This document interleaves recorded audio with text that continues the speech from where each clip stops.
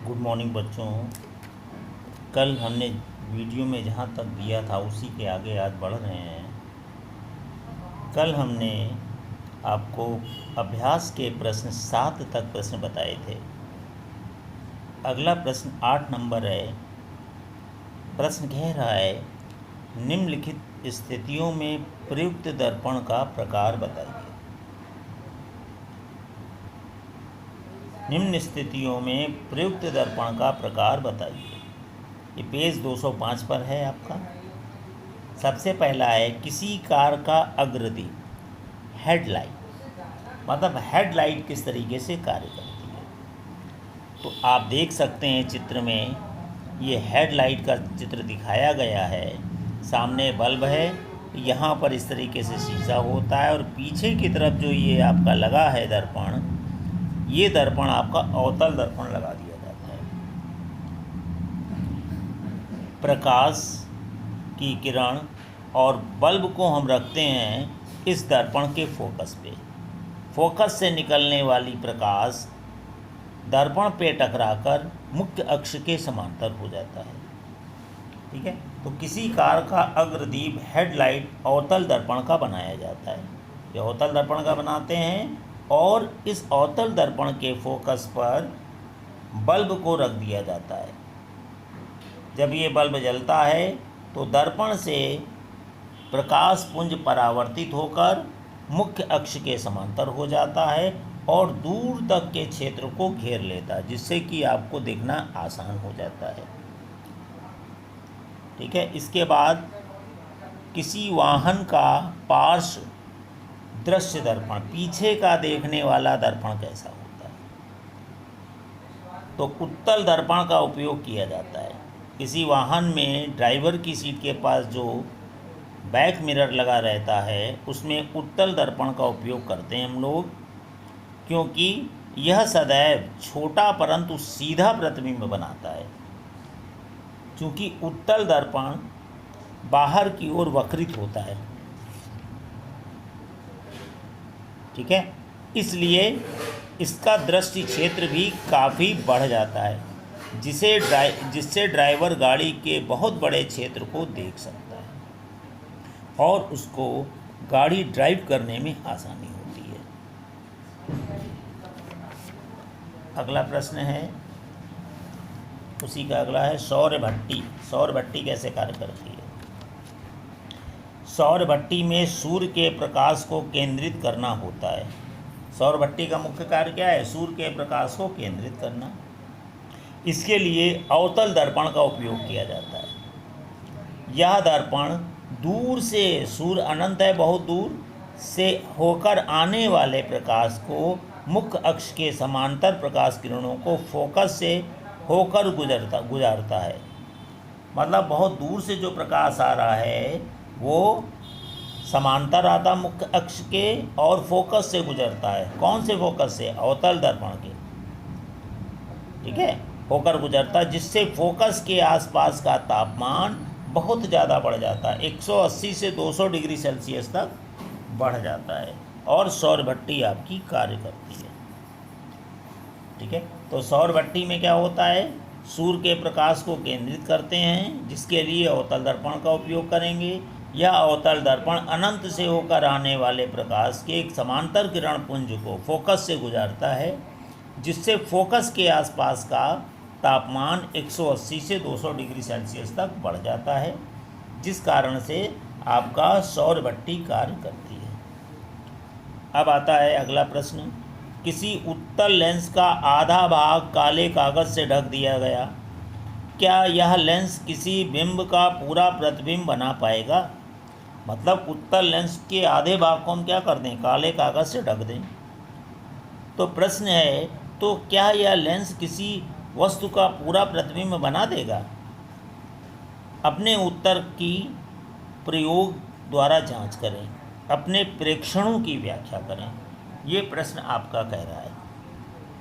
ठीक है, ये प्रश्न जो आपका है, ठीक है, अगले पृष्ठ पर है, उसी के अभ्यास प्रश्न में है, प्रश्न संख्या 9। तो इसका उत्तर है हाँ, किसी उत्तल लेंस को यदि आधा भाग काला कर दें, कागज़ से ढक दें मतलब, तब भी यह लेंस किसी दिए गए बिंब का पूरा एवं स्पष्ट प्रतिबिंब बनाएगा। अब जांच कैसे करते हैं? एक काले कागज़ से आधा, अब देखिए ये आपको दिख रहा है ढका हुआ उत्तल लेंस, ये उत्तल लेंस है, आधा भाग हमने ढक दिया है, ठीक है, और इधर लगा हुआ है पर्दा लगा हुआ है। तो यहाँ पर वस्तु रखी अनंत और 2f के बीच में। प्रकाश की दो किरणें, एक तो गई मुख्य अक्ष के समांतर फोकस से निकल गई और एक प्रकाशी केंद्र O से निकली और सीधे निकल गई। ये दोनों जहाँ पर मिली वहीं पर वस्तु का प्रतिबिंब बन गया, ठीक है। तो आधा भाग अगर आप काले कागज़ से ढक भी देंगे तो भी जो वस्तु है उसका प्रतिबिंब पूरा का पूरा बनेगा, ठीक है। अब देखिए क्या किया, स्टैंड के सहारे इसको रख दिया हमने, किसको? लेंस को, और लेंस के एक तरफ जलती हुई मोमबत्ती, इसके एक तरफ जलती हुई मोमबत्ती रख दें तथा दूसरी तरफ एक सफ़ेद पर्दा लगा दिया। अब आप अवलोकन करेंगे तो आप देखेंगे कि मोमबत्ती का पूरा प्रतिबिंब बना और ये प्रतिबिंब वास्तविक और उल्टा होगा, ठीक है। अगला प्रश्न है, 5 सेंटीमीटर लंबी कोई वस्तु 10 सेंटीमीटर फोकस दूरी के किसी अभिसारी लेंस से 25 सेंटीमीटर दूरी पर रखी जाती है, ठीक है। अभिसारी लेंस आप समझ गए हैं, कौन सा लेंस है? उत्तल लेंस है। तो 5 सेंटीमीटर लंबा यानी ऊंचाई कोई वस्तु 10 सेंटीमीटर फोकस दूरी के किसी उत्तल लेंस से यानी अभिसारी लेंस से 25 सेंटीमीटर की दूरी पर रखी जाती है। प्रकाश किरणें आरेख खींचकर बनाने वाले प्रतिबिंब की स्थिति, साइज और प्रकृति भी ज्ञात करनी है। तो आपको दिया क्या गया है? अभिसारी लेंस का मतलब उत्तल लेंस है, h बराबर 5 मीटर दे रखा है, ठीक है।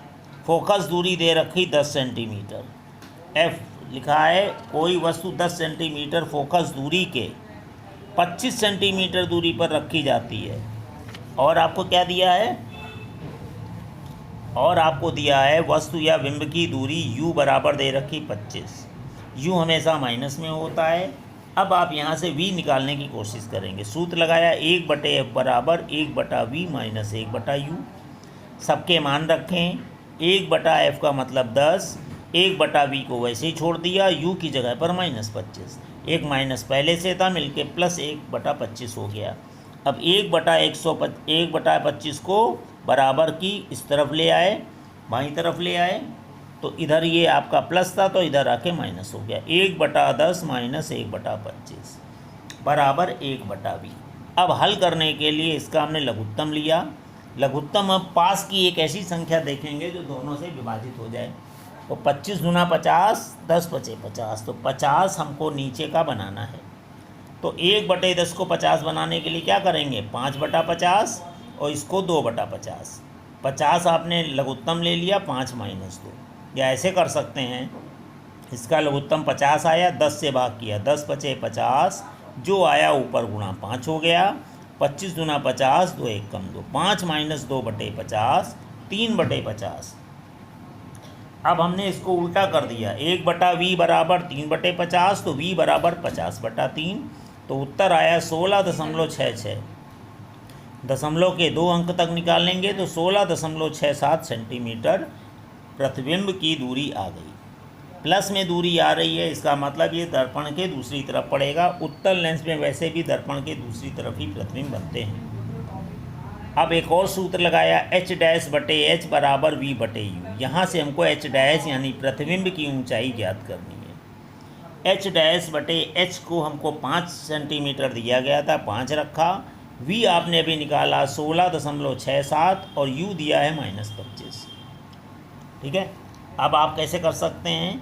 अब आप देखिए h' बराबर 16.67, 5 जो इधर था इसको हमने राइट साइड में ले गए तो इधर भाग हो रहा था, इधर मल्टीप्लाई हो गया, तो -16.67 गुणे 5/25 काट दिया, 5 1 कम 5, 5 25, तो आपका h' आया -16.67/5। हल कर लेंगे, 5 तियाँ 15 और 1 6, 5 तियाँ 15, 5 तियाँ 15, 3.33 सेंटीमीटर ऊंचाई का प्रतिबिंब प्राप्त होगा। H डैश, ठीक है। प्रतिबिंब की स्थिति लेंस के दूसरी तरफ 16.67 सेंटीमीटर की दूरी पर बनेगी। प्रतिबिंब का साइज वस्तु से छोटा एवं 3.33 सेंटीमीटर ऊंचाई का, और प्रकृति कैसी होगी, वास्तविक और उल्टा। चित्र बनाना है तो चित्र इस तरीके से बनेगा। ये आपने एक उत्तल लेंस रखा, ठीक है। उत्तल लेंस की फोकस दूरी 10 सेंटीमीटर, यू 25 सेंटीमीटर था। 10, 10, 20 यानी फोकस के डबल से आगे बनेगा। इसका प्रतिबिंब कैसे बनता है? इसका प्रतिबिंब अब आप जानते हैं कहाँ पर बनेगा, F2 और 2F2 के बीच में। एक प्रकाश की किरण मुख्य अक्ष के समांतर गई, फोकस से निकल गई। दूसरी प्रकाश की किरण O से निकलकर सीधे चली गई, तो यहाँ पर प्रतिबिंब बना। इसको अगर नाप के देखा जाएगा तो 16.67 सेंटीमीटर आ जाएगा। तो ये इस क्वेश्चन का आंसर हुआ। कोई प्रॉब्लम हो तो बताइएगा। आगे बढ़ते हैं। पेज संख्या, मेरी इस डायरी की पेज संख्या 72 है। क्वेश्चन नंबर 11, ये आपके 206 पेज पर आया होगा क्वेश्चन 11, ठीक है। 203, 204, 205, 206। 11वां प्रश्न कह रहा है 15 सेंटीमीटर फोकस दूरी का कोई अवतल लेंस किसी वस्तु का प्रतिबिंब लेंस से 10 सेंटीमीटर की दूरी पर बनाता है। वस्तु लेंस से कितनी दूरी पर स्थित है, किरण आरेख बनाना है। फोकस दूरी 15 सेंटीमीटर, अवतल लेंस है इसलिए माइनस में। वस्तु का प्रतिबिंब लेंस से 10 सेंटीमीटर दूरी पर बनता, v बराबर -10। आपको u निकालना है और किरण आरेख भी बनाना है, ठीक है। सूत्र लगाया 1/v - 1/u बराबर 1/f।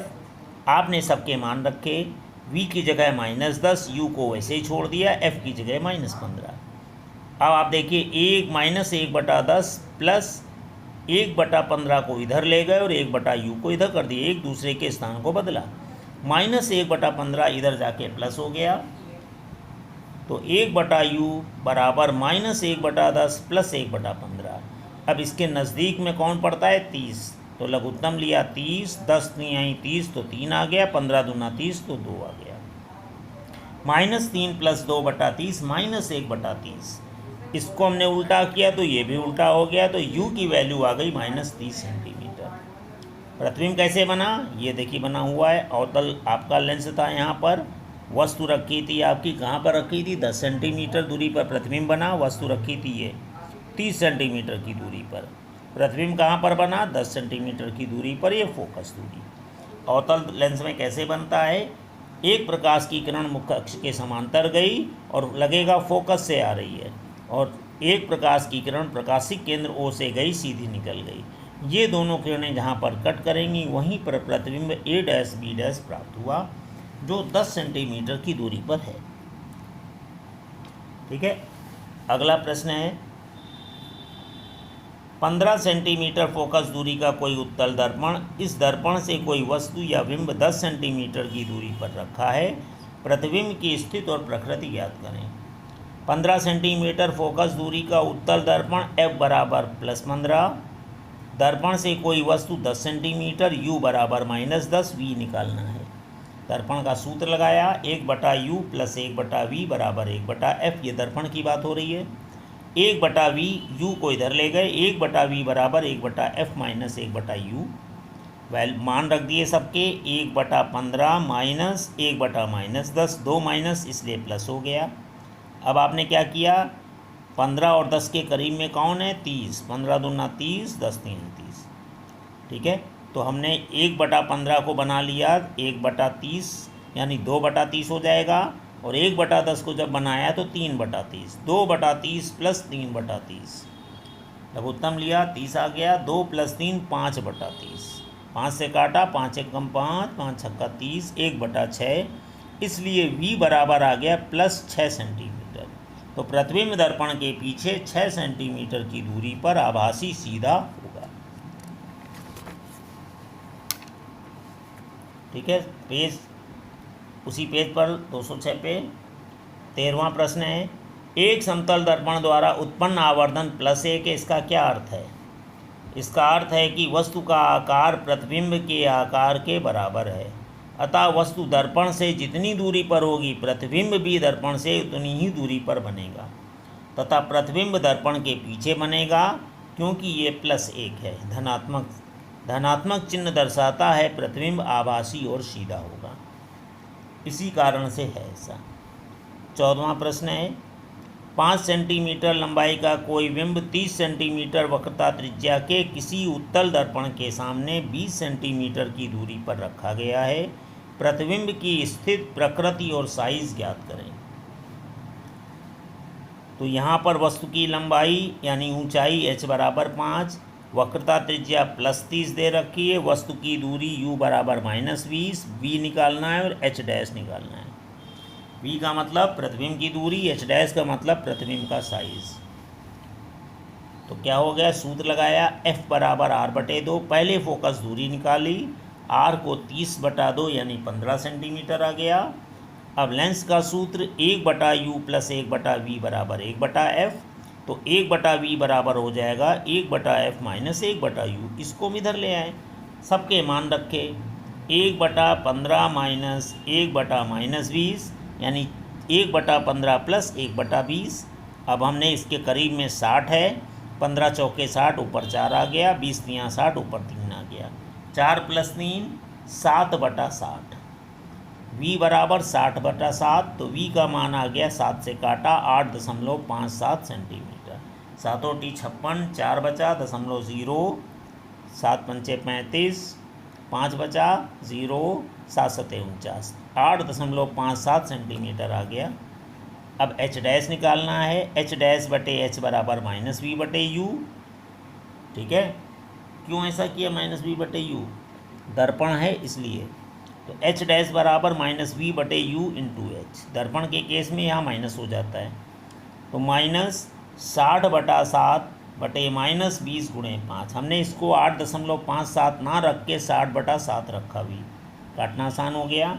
तो h डैश बराबर 60 × 5 / 20 × 7, 20 तिहाई 60, 15/7 यानी 2.14। काटने पर आंसर आया प्रतिबिंब दर्पण के पीछे 8.57 की दूरी पर आभासी, सीधा और वस्तु से छोटा होगा। 15 नंबर क्वेश्चन है, 7 सेंटीमीटर साइज की कोई वस्तु 18 सेंटीमीटर फोकस दूरी के किसी अवतल दर्पण के सामने 27 सेंटीमीटर दूरी पर रखी गई है। दर्पण से कितनी दूरी पर पर्दे को रखें कि उस पर वस्तु का स्पष्ट फोकसित प्रतिबिंब प्राप्त किया जा सके। प्रतिबिंब का साइज एवं प्रकृति भी ज्ञात करें। ये क्वेश्चन आपका होमवर्क है, इसको आप होमवर्क में करेंगे। क्वेश्चन नंबर 15, क्वेश्चन नंबर 15 आप होमवर्क में कर लेंगे। क्वेश्चन नंबर 16 और क्वेश्चन नंबर 17 ये आपका काम होमवर्क के लिए है। तो कुल मिला के ये लेसन आपका समाप्त हो गया है। कुल मिला के 17 थे। लास्ट के 3 प्रश्न 15, 16, 17 ये आपको अपने घर से करने हैं। ठीक है बच्चों, आज के लिए इतना ही। धन्यवाद।